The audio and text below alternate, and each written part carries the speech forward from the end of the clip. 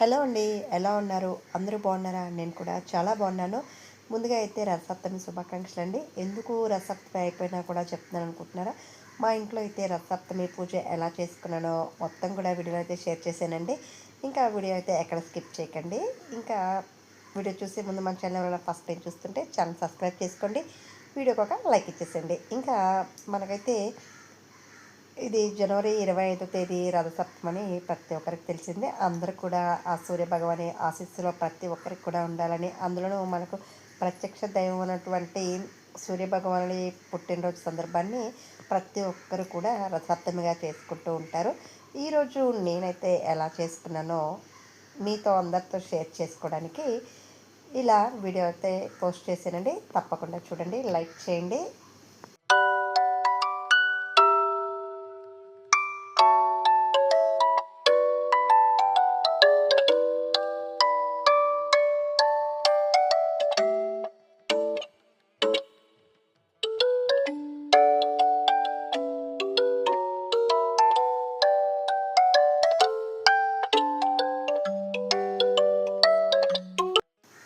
ముందు ఇక్కడైతే నేను సూర్యుడిని వేసుకున్నానండి. అంటే మనకు ఇక్కడ నేనైతే ఇంటి ముందే చేసుకున్నాను అనమాట.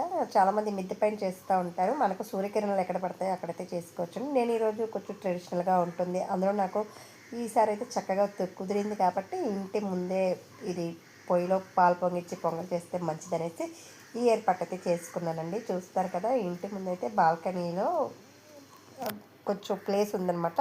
కింద మళ్ళీ సెగ తగిలితే వైర్లన్నీ హీట్ ఎక్కుతాయి కాబట్టి అలా కాకుండా దాన్ని ఒక స్టాండ్ లాంటిది ఉండిందనమాట. ఆ స్టాండ్ పైన ఇది కట్టెల పొయ్యి అయితే రెడీ చేసుకున్నాను. ఏదో ఇంట్లో ఉన్న కొన్ని పుల్లలతో అయితే సెట్ చేసుకున్నాను అనమాట. ఈసారి మాత్రం చాలా చక్కగా కుదిరింది. ఇంకైతే ఈరోజైతే మార్నింగ్ అంటే సూర్యోదయానికి ఇంతే ముందే నిద్రలేచేసి ఇల్లంతా శుభ్రం చేసుకొని చక్కగా ముగ్గులన్నీ ఎలా వేసుకున్నానో కూడా చూద్దారండి. చూస్తారు కదా, ఈరోజు అయితే మొత్తం ఫుల్ వర్షం పడుతూ ఉంది. అసలుకి నైట్ అంతా బాగా పడినట్టుంది. ఇప్పుడు కూడా ఒక 5:30 అలా అయింది టైము. చూస్తారు కదా, వర్షం పడుతూనే ఉంది. కింద అయితే ముగ్గేసేదానికి కుదరలేదనమాట. మా ఇంటి ఎదురుగానే స్ట్రీట్ లైట్ ఉంటుంది. సో మాకైతే ఇంటి ముందు లైట్ వేయాల్సిన అవసరం లేదు.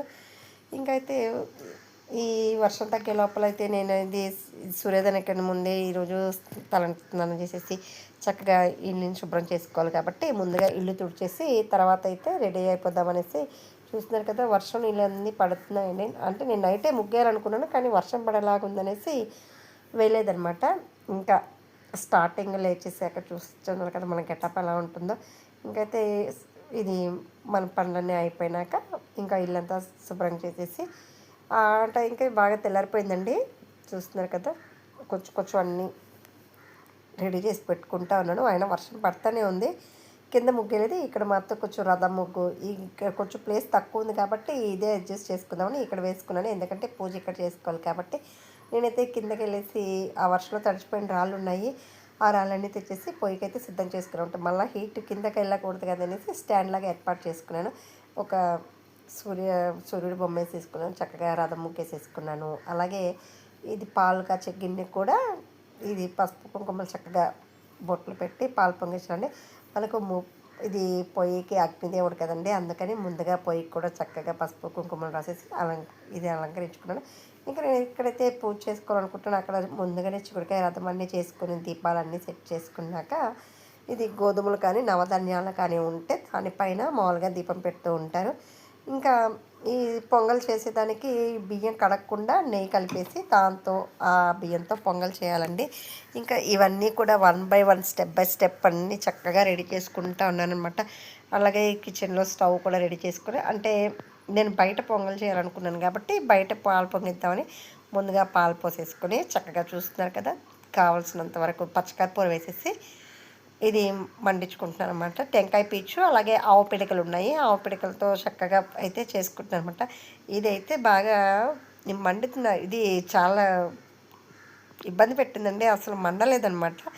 కానీ కర్పూరం వేసినంతసేపు మండుతూ ఉంది, తర్వాత పొగ వస్తూ ఉంది. అంటే చుట్టుపక్కల ఏమనుకుంటారో, ఇంతలా మామూలుగా మనకు బయట అయితే విలేజెస్లో అట్లా కనపడదు కానీ ఇక్కడ వచ్చేసి ఉన్నట్టు ఈ అపార్ట్మెంట్స్ దగ్గర అంతా పొగ వస్తుందంటే అందరూ బయట వచ్చేస్తారనేది ఇంకో డౌట్ అనమాట.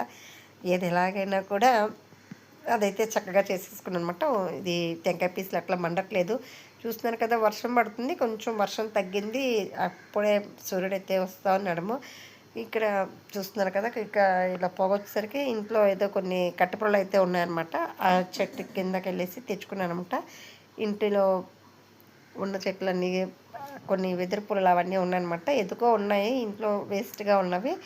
అవన్నీ తీసేసుకొని చక్కగా అయితే వేసేసానమాట. చక్కగా పాలు పొంగిచ్చేసాక బియ్యం వేసేసి ఈ పొంగల్ చేసేద్దామని రెడీగా చేసుకుంటానమాట. ఈ రసప్తమి రోజు పాలైతే పొంగుతున్నప్పుడు పాలు పొంగినాయి, అలాగే ఊదడం కానీ అలా చేయకూడదనమాట. పాలు పొంగిపోతున్నాయనేసి అస్సలు అనకూడదంట.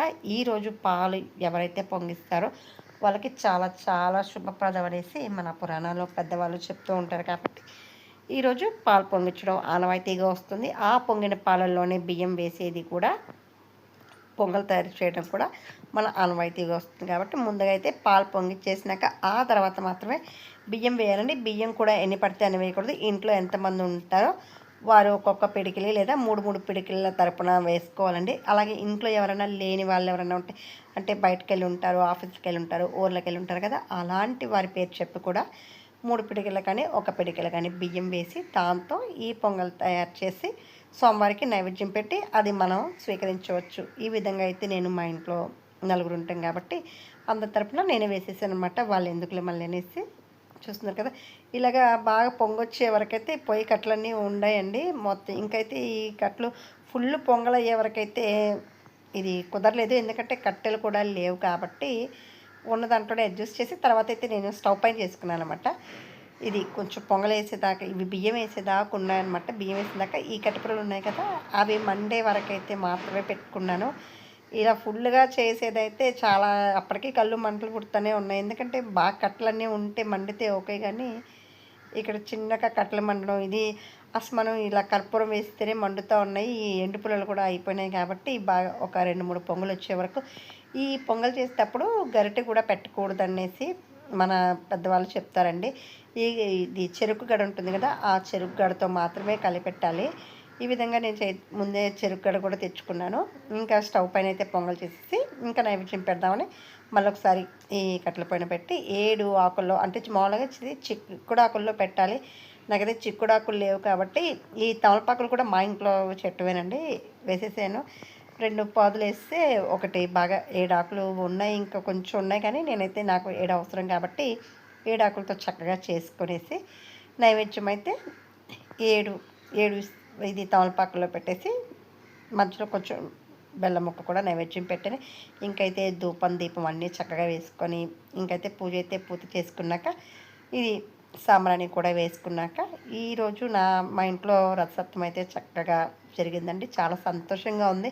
ఎందుకంటే పొంగలి కట్టెల పొయ్యిన పైన చేయడం అయితే నాకు చాలా సంతోషంగా ఉండిందనమాట. ఎందుకంటే మనం చేసిన దాంట్లో ఎంత ఇష్టంగా చేస్తామో అంత కష్టం కూడా తెలియకుండా చేసుకోవచ్చండి. ఇంకైతే పొంగల్ అన్నీ రెడీ అయిపోయినాక ఈ గిన్నె చూసారు కదా ఎట్లా ఉందో, బాగా కర్రీలాగా అయిపోయింది. దీన్ని ఇంకా తెల్లగా చేయాలంటే చిన్న విషయం కాదు.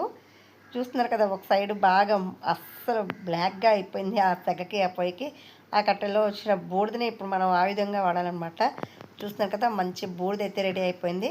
ఇంకా ఈ బూడిద తీసుకొని దాన్ని బాగా ఫినిష్ చేసేస్తాను.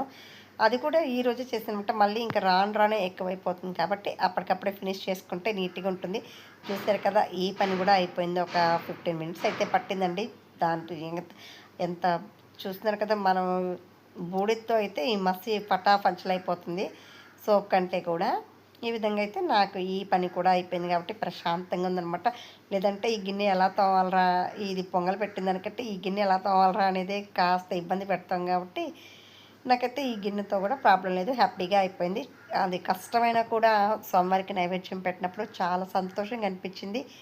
ఈ విధంగా మా ఇంట్లో అయితే రథసప్తమి పూజ చేసుకున్నానండి. మీ ఇంట్లో ఎలా చేసుకున్నారో, అలాగే మీకు కూడా సూర్యభగవాన్ని ఆశీస్సులు ఉండాలని మనస్ఫూర్తిగా కోరుకుంటున్నాను. వీడియో నచ్చినట్లయితే లైక్ చేయండి, షేర్ చేయండి, మన ఛానల్ సబ్స్క్రైబ్ కూడా చేసుకోండి.